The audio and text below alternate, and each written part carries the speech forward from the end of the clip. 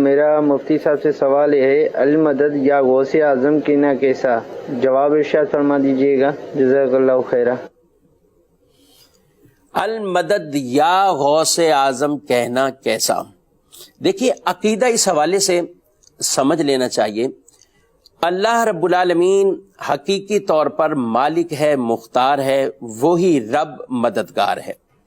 رب تعالیٰ کسی کا محتاج نہیں، اور ہم سارے اولیاء بھی، انبیاء بھی رب کی بارگاہ کے محتاج ہیں۔ رب تعالیٰ نہ چاہے تو ایک ذرہ بھی ادھر سے ادھر جو ہے وہ نہیں ہو سکتا۔ رب تبارک و تعالیٰ ہی تمام خزانوں کا حقیقی مالک ہے، یعنی سب کچھ اللہ کے دست قدرت میں ہے، اور رب تبارک و تعالیٰ کی ہی یہ شان ہے کہ وہ بے نیاز ہے، ہم اس کی طرف محتاج ہیں اور وہ کسی کا محتاج نہیں۔ یہ تو ایک اللہ کے بارے میں عقیدہ، اور جو ہمارا توحید کا عقیدہ ہے اس کو اچھی طریقے سے ہمیں ذہن نشین رہنا چاہیے اور سمجھ لینا چاہیے۔ اب بات یہ ہے کہ کیا اللہ رب العالمین کے نبی، فرشتے، ولی کیا یہ بھی مدد کر سکتے ہیں؟ تو یاد رکھیں، ہمارا اہل سنت کا عقیدہ اس حوالے سے یہ ہے کہ اللہ کی دی ہوئی طاقت سے، اللہ کی دی ہوئی طاقت سے، اللہ کی عطا سے، اللہ کے نبی، اللہ کے فرشتے، اللہ کے اولیاء، یہ سب مدد فرماتے ہیں اللہ کی عطا سے، اللہ کی دی ہوئی طاقت سے۔ تو جب ہم بہت آپ یہ چھوٹا فرق نہ سمجھیے، بالکل واضح فرق ایک خالق اور مخلوق کے درمیان، یعنی مخلوق رب کی بارگاہ میں طرف وہ محتاج ہے، اللہ انہیں جو طاقت دیتا ہے وہ اس کے مطابق آگے جو ہے وہ تصرف جو ہے وہ فرماتے ہیں، وہ چاہے انبیاء ہوں، وہ چاہے ملائکہ ہوں علیہم السلام، وہ چاہے اولیاء صالحین ہوں۔ تو ہمارا عقیدہ ایمان یہ ہو کہ یہ اللہ کی عطا سے مدد کرتے ہیں، اور بالکل یہ مدد کرتے ہیں، مدد کو پہنچتے ہیں۔ قرآن مجید فرقان حمید کی ایک آیت مبارکہ اللہ رب العالمین ارشاد فرماتا ہے، فَإِنَّ اللَّهَ هُوَ مَوْلَاهُ وَجِبْرِيلُ وَصَالِحُ الْمُؤْمِنِينَ۔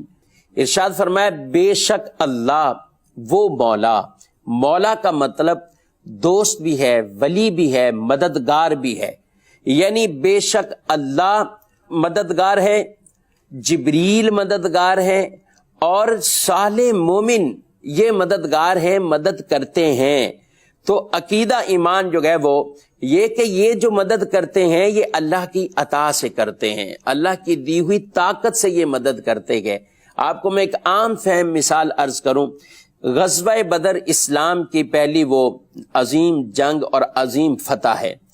آج بچے سے پوچھا جائے کہ غزوہ بدر کے اندر مدد کس نے کی تھی، تو وہ یہی کہے گا کہ اللہ کا وعدہ تھا کہ بدر کے میدان میں فرشتوں کو مدد کے لیے نازل فرمائے گا، اور اللہ نے نازل فرمایا۔ 1000، 3000، 5000 آیات کے اندر اس کی تفصیل جو ہے وہ موجود ہے کہ اللہ نے فرشتوں کے ذریعے مدد فرمائی۔ مددگار تو اللہ ہی ہے، رب تبارک و تعالی چاہے اور جو چاہے ویسے ہی فرماتا ہے، لیکن اللہ نے فرشتوں کو اتارا ہے وہاں پر کہ جاؤ، اور فرشتوں نے جا کر جو ہے وہ مدد کی ہے۔ تو فرشتے غیر اللہ ہی ہیں، فرشتے غیر اللہ ہی ہیں، اور اللہ کی دی ہوئی طاقت سے انہوں نے مدد کی۔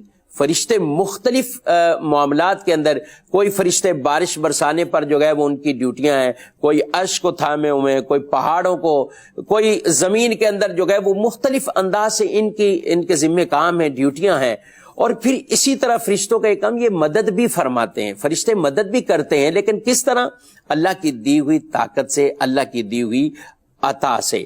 تو اسی طرح یہی نظریہ ہمارا انبیاء کے بارے میں بھی ہے اور اولیاء کے بارے میں بھی ہے۔ غوث پاک رضی اللہ تعالیٰ عنہ کو مدد کے لیے پکارنا اس نظریے کے ساتھ کہ بے شک مدد حقیقی طور پر وہ اللہ تعالیٰ ہی فرمانے والا ہے، اور اللہ کے بزرگوں سے جو مانگا جاتا ہے وہ بھی حقیقتاً ایک وسیلہ اختیار کیا جاتا ہے کہ مدد اللہ نے ہی فرمانی ہے، ان کے توسل سے رب تعالیٰ ہم پر نظر رحمت فرمائے گا، ان کے توسل سے وہ ہماری جو ہے وہ مدد فرمائے گا۔ اور اس طرح ہم اگر وسیلہ پیش کریں یا ہم ڈائریکٹ اللہ کے اس پیارے کو کہیں کہ آپ ہماری جو ہے وہ مدد کریں، اس میں کوئی حرج نہیں ہے۔ ایک حدیث رسول میں اور عرض کرتا چلو، نبی پاک صلی اللہ علیہ وآلہ وسلم کی حدیث ہے، آپ صلی اللہ علیہ وآلہ وسلم نے ارشاد فرمایا جب تم کسی ایسی جگہ بھٹک جاؤ، اور ایک روایت میں جب تمہارا کوئی جانور جو ہے وہ گم ہو جائے تو کیا کہو، یعنی یہ ایسا مقام پر جب کوئی بھی ایک طرح کا انسان کو نظر نہیں آ رہا، فرمایا وہاں بھی کہو اعینونی یا عباد اللہ، اے اللہ کے بندو میری مدد کرو، اے اللہ کے بندو میری مدد کرو۔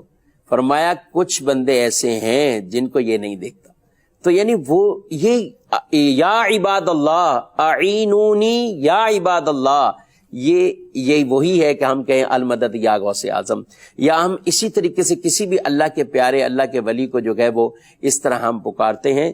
تو یہ بالکل ایک بہت بڑا فرق ہے جس کے اندر کوئی معاذ اللہ کسی طرح کا کوئی شرک یا کوئی ایسا جو ہے وہ شبہ تک کہ نہیں ہے۔